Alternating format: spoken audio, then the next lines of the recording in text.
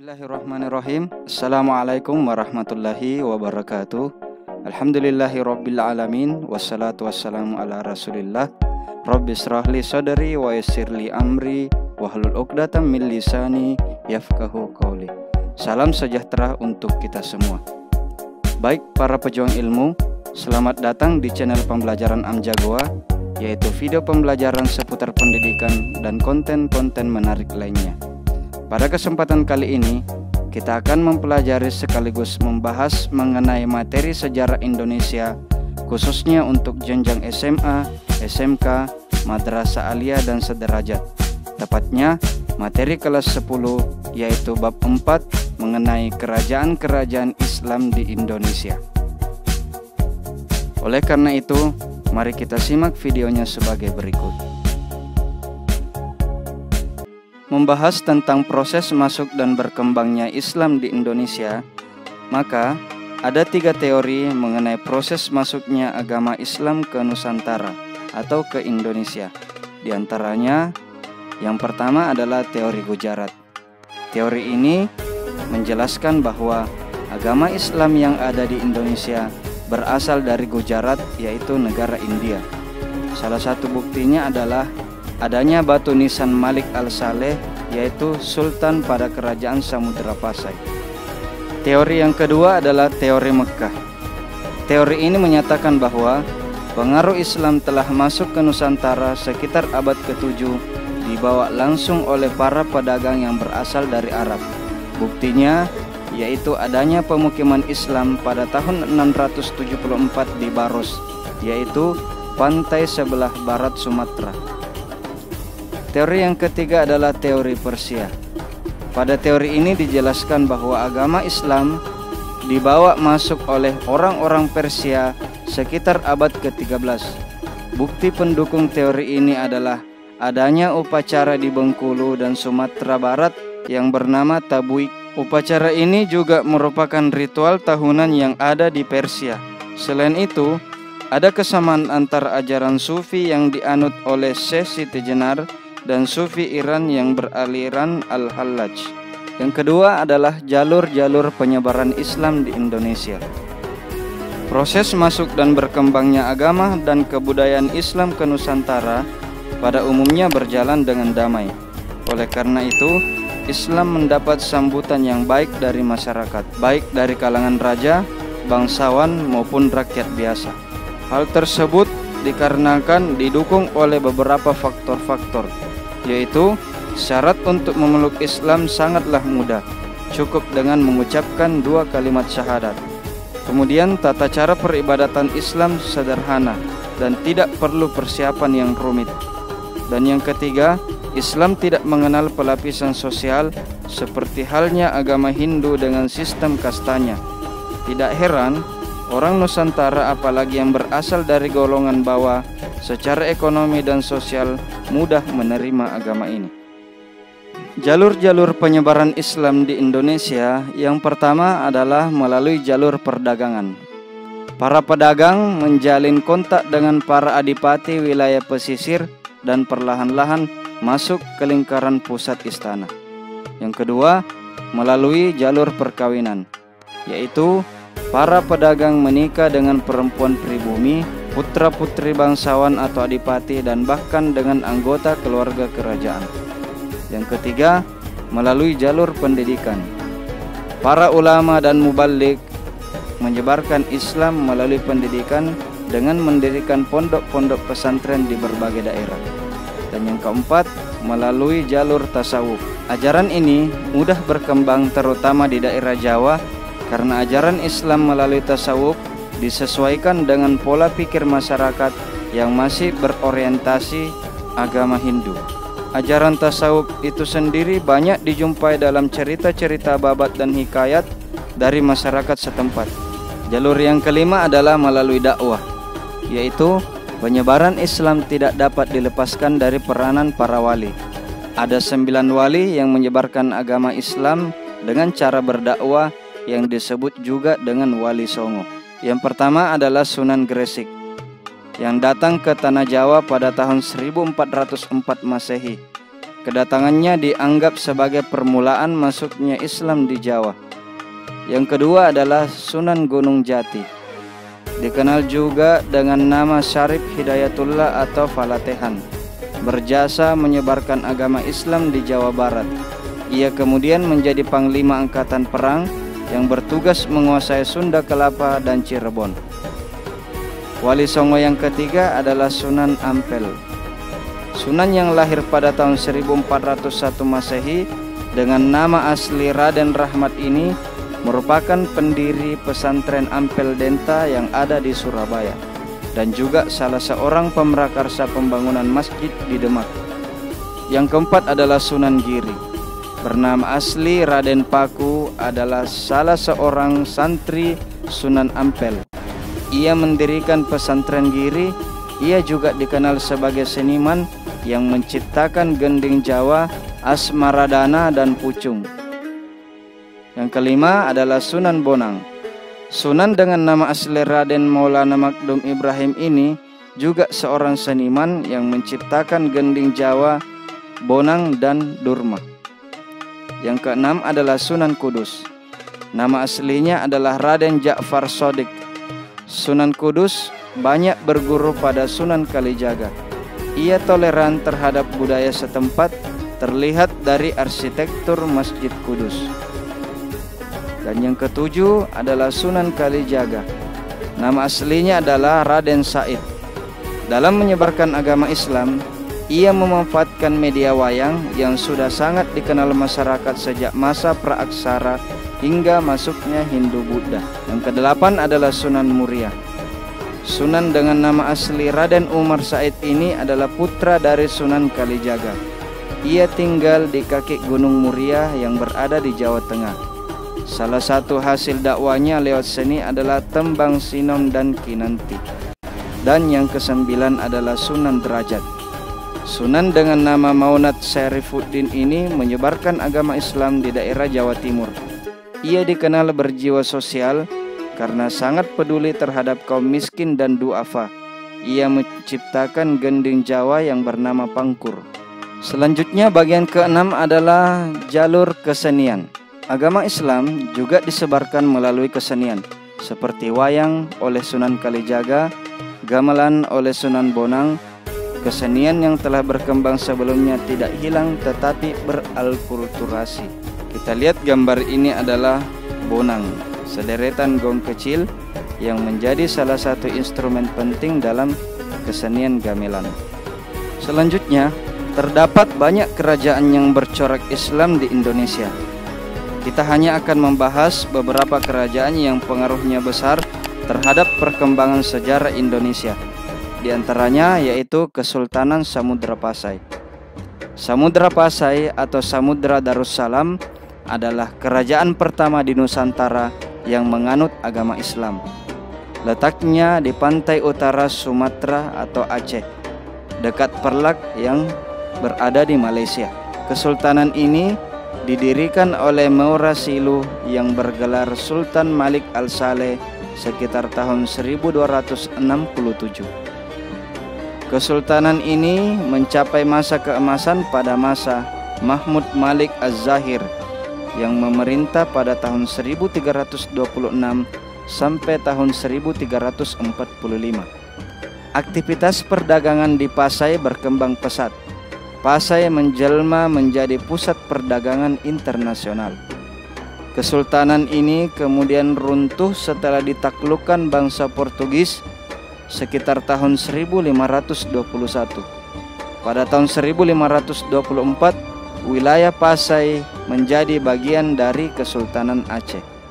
Selanjutnya adalah Kesultanan Aceh yang berdiri sejak tahun 1507 sampai tahun 1903. Letak kesultanan ini berada di Riau atau sekarang adalah Aceh Besar. Didirikan oleh Ali Mughayat Shah pada tahun 1496 di atas bekas wilayah Kesultanan Lamuri yang ditaklukkan Mughayat Shah. Pada masa pemerintahan Sultan Iskandar Muda yang bertahta pada tahun 1607 sampai tahun 1636, Aceh mencapai puncak kejayaan dengan wilayah kekuasaan meluas dari Delhi sampai ke Semenanjung Malaya. Sepeninggal Iskandar Sani, Aceh mengalami kemunduran. Faktor utamanya adalah makin menguatnya kekuasaan Belanda di Pulau Sumatera dan Selat Malaka, ditandai dengan jatuhnya Minangkabau, Siak, Tapanuli, dan Mandailing Delhi, serta Bengkulu ke tangan Belanda. Jadi dua kerajaan yang telah kita bahas ini adalah kerajaan yang berada di sekitar daerah Sumatera. Kerajaan selanjutnya yang bercorak Islam yang ada di daerah Jawa adalah Kerajaan Demak, yang berdiri pada tahun 1500 sampai tahun 1568. Didirikan oleh Raden Patah di Bintara, pesisir utara Jawa Tengah. Beberapa raja Demak yang pernah memerintah diantaranya adalah Raden Patah, Pati Unus, Sultan Trenggono, Jaka Tingkir atau Sultan Hadiwijaya. Pada masa Sultan Trenggono yang memerintah pada tahun 1521 sampai tahun 1546, Demak berkembang pesat. Wilayah kekuasaannya meluas sampai ke Jawa Barat dan Jawa Timur. Jaka Tingkir atau Sultan Hadiwijaya menjadi Sultan Demak pada tahun 1568 yang memindahkan ibu kota dari Demak ke Pajang. Sepeninggal Jaka Tingkir, terjadi perebutan kekuasaan yang kemudian menyebabkan berakhirnya Kesultanan Demak. Masyarakat Demak menjalankan kehidupannya dengan berpedoman pada ajaran agama Islam, karena di kerajaan ini merupakan kerajaan yang sangat kental dengan ajaran agama Islamnya. Kaum ulama termasuk Wali Songo menempati posisi terhormat, berperan sebagai penasehat raja. Kerajaan Demak termasuk kerajaan agraris dengan hasil utamanya yaitu beras, sekaligus kerajaan maritim karena aktif dalam kegiatan pelayaran perdagangan antar daerah. Selanjutnya adalah Kesultanan Mataram yang berdiri sejak tahun 1586 sampai tahun 1755, yang terletak di Kota Gede sebelah timur Yogyakarta. Pendirinya adalah Ki Ageng Pemanahan. Di bawah pemerintahan Sultan Agung pada tahun 1613, Mataram mencapai puncak kejayaan. Pada tahun 1615, Sultan Agung memulai ekspansinya. Penaklukan baru berakhir pada tahun 1625 setelah hampir seluruh Jawa berada di bawah kekuasaan Mataram kecuali Banten, Cirebon, Blambangan, dan Batavia. Pada masa pemerintahan Pakubuwana ketiga, wilayah Mataram dibagi dua, yaitu Kesultanan Yogyakarta dan Kesultanan Surakarta pada 13 Februari tahun 1755. Beberapa rajanya adalah Ki Ageng Pemanahan, Raden Mas Jolang, Sultan Agung Hanyokrokusumo, dan Sultan Amangkurat I. Struktur masyarakat dalam kesultanan ini terdiri atas beberapa kelompok, yaitu keluarga raja atau kaum bangsawan, golongan elit, golongan non-elit, dan golongan hamba sahaya. Struktur wilayah kerajaan Mataram ada yang dinamakan dengan Nagari Ngayogyakarta, Nagara Agung, dan Mancanegara. Komoditas perdagangan utama kerajaan Mataram adalah beras, gula, kapas, kelapa, dan palawija. Pada 13 Februari tahun 1755 diadakan perjanjian Giyanti di Karanganyar, yaitu tepatnya di Jawa Tengah. Berakhirlah era Mataram sebagai satu kesatuan politik dan wilayah, sehingga pada tahun 1757 ditandatangani perjanjian Salatiga. Kesultanan Mataram dipecah lagi menjadi tiga, yaitu Kesultanan Yogyakarta, Kesultanan Surakarta, dan Mangkunegaran. Pada tahun 1813, Kesultanan Yogyakarta dipecah lagi menjadi dua, yaitu Kesultanan Yogyakarta dan Paku Alam. Kerajaan atau kesultanan selanjutnya yang bercorak Islam adalah Kesultanan Banten yang berdiri pada tahun 1526 sampai tahun 1813 yang terletak di Banten Girang, sebelah barat kota Serang, Banten. Beberapa rajanya adalah Maulana Hasanuddin, Maulana Yusuf, Maulana Muhammad, Maulana Abdul Mafakir Mahmud Abdul Qadir, Sultan Ageng Tirtayasa, dan Sultan Haji. Pada masa pemerintahan Sultan Ageng Tirtayasa yang memerintah pada tahun 1651 sampai tahun 1692, Banten mengalami masa kejayaan. Sebagai kesultanan maritim, Banten semakin mengandalkan dan mengembangkan perdagangan. Kesultanan Banten resmi dihapuskan pada tahun 1813 oleh pemerintahan kolonial Inggris di bawah Thomas Stamford Raffles. Banten sebagai pusat perdagangan internasional pada saat itu, terutama sejak Malaka dikuasai oleh Portugis. Masyarakat Banten terkenal sangat ramah dan terbuka terhadap para pedagang asing. Komoditas ekspor utama Banten adalah lada dan beras. Kaum ulama mempunyai posisi yang sangat penting dalam masyarakat dan pemerintahan. Sejarah mencatat pada Kesultanan Banten pun terjadi konflik internal, yaitu antara Sultan Ageng Tirtayasa dengan anaknya yang bernama Sultan Haji. Konflik tersebut terjadi karena intervensi VOC Belanda. Sultan Haji menjalin hubungan baik dengan VOC, kemudian membuat Sultan Ageng Tirtayasa menjadi kecewa. Pada 14 Maret 1683, Sultan Ageng tertangkap lalu ditahan di Batavia. Yang sekarang Batavia ini kita kenal dengan sebutan Jakarta. Kerajaan selanjutnya yang bercorak Islam di Nusantara adalah Kerajaan Goa Tallo. Pusat pemerintahan kerajaannya berada di daerah Makassar. Beberapa raja yang pernah memerintah adalah Tumapak Risik Kalonna yang merupakan Raja Goa yang memerintah pada tahun 1512 sampai tahun 1547.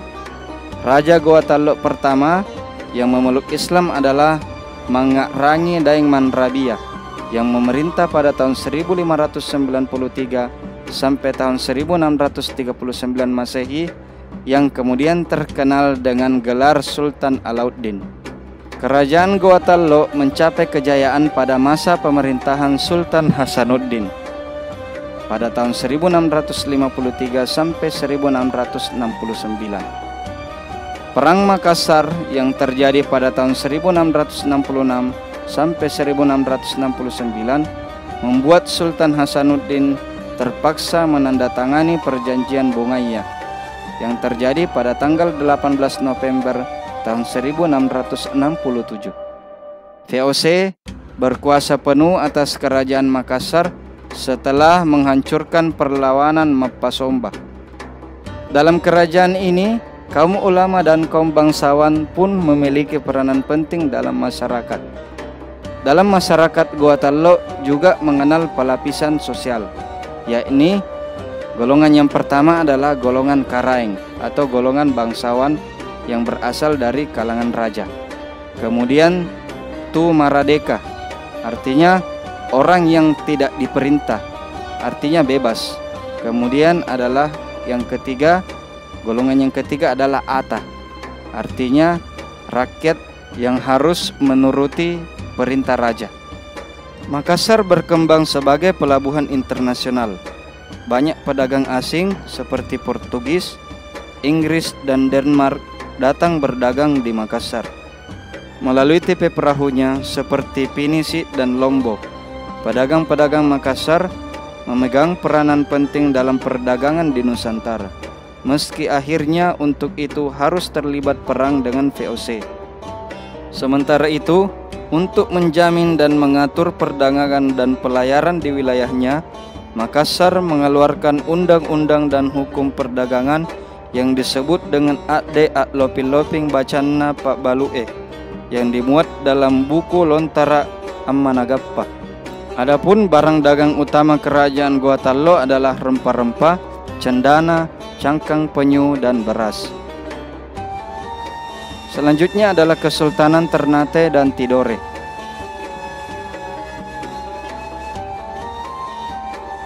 Ternate terletak di Pulau Gapi, Kepulauan Maluku. Beberapa raja yang pernah memerintah di kerajaan ini adalah Ba'ab Mashur Malamo, Sultan Zainal Abidin, dan Sultan Ba'abullah. Untuk menjaga kepentingan dagangnya, kerajaan Ternate membangun persekutuan yang disebut Uli Lima, yaitu Persekutuan Lima Saudara, terdiri atas Bacan, Obi, Seram, Ambon, dan Ternate, dengan Ternate sebagai pemimpinnya. Kerajaan Ternate dikenal sebagai pusat perdagangan rempah-rempah. Pada tahun 1603, Portugis dan Spanyol kembali masuk ke Maluku untuk memonopoli perdagangan rempah-rempah. Ternate meminta bantuan VOC. Kerajaan Tidore terletak di Tidore, yaitu Maluku sebelah utara, dengan pusat kerajaan berada di daerah Gamtina. Lokasi ibu kota kerajaan kemudian dipindahkan ke Rum, yaitu Tidore Utara, yang diapit Tanjung Mafugogo dan Pulau Maitara. Beberapa raja yang pernah memerintah di kerajaan Tidore yaitu Ciriliyati, yaitu Sultan Jamaluddin yang memerintah pada tahun 1495 sampai tahun 1512. Kemudian Sultan Mansur dan Sultan Nuku. Pada Kesultanan Tidore, pemimpin kerajaan dipilih berdasarkan usulan dari perwakilan 4 marga besar atau Folaraha. Kerajaan Tidore menjalin persekutuan Uli Siwa yang terdiri dari Makian, Jailolo, Halmahera, Pulau Raja Ampat, Kai, dan Papua, dengan Tidore sebagai pemimpinnya. Penduduk Tidore adalah penganut Islam yang taat menjalankan ibadahnya. Masyarakat Tidore memiliki bahasa daerah yang disebut dengan bahasa Tidore. Baik para pejuang ilmu, demikianlah penjelasan sekaligus pembahasan mengenai materi kerajaan-kerajaan Islam di Indonesia. Mudah-mudahan dapat kalian mengerti sekaligus kalian pahami dengan baik. Apabila ada yang ingin ditanyakan, silahkan saja kalian tulis di kolom komentar. Dan jangan lupa dukung terus channel ini dengan cara mengklik tombol subscribe sekaligus nyalakan loncengnya. Dan satu lagi, kalian share video ini ke rekan-rekan kalian yang lain supaya menambah kebermanfaatan. Baik, demikianlah penjelasan materi dari saya. Sampai jumpa di video berikutnya. Wabillahi taufik wal hidayah. Wassalamualaikum warahmatullahi wabarakatuh.